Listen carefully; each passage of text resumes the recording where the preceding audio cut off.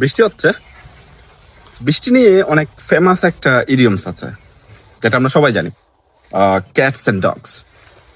So যদি খুবই মুষলধারে এবং বৃষ্টি হয় তখন আমরা বলতে পারি it's raining cats and dogs. কিন্তু বৃষ্টি যদি অল্প স্বল্প হয়, যেমনটা এখন হচ্ছে, আমি কি তোমাদের দেখাইতে পারবো?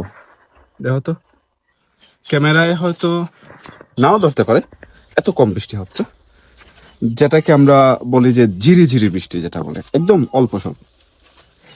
তো এই অল্প বৃষ্টির ক্ষেত্রে ইংলিশ ওয়ার্ডটা কি হবে? যদি জেনে না থাকো, সে শব্দটা হচ্ছে ড্রিজল।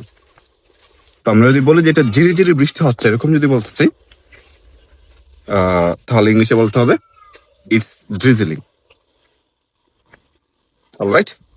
মুষলধারে বৃষ্টি হওয়াকে অন্য একভাবে বলা যায় ইংলিশে, সেটা হচ্ছে the sky is pouring down. Powering down একটা খুবই কমন একটা এক্সপ্রেশন যেটা ইউজ করা হয় ইংলিশ মুভিগুলোতে, তোমরা এটা পাবা যদি দেখার অভ্যাস থাকে। তো যখন মুষলধারে বৃষ্টি হয় বলা যায় যে it's raining cats and dogs, অথবা তুমি বলতে পারো the sky is pouring down.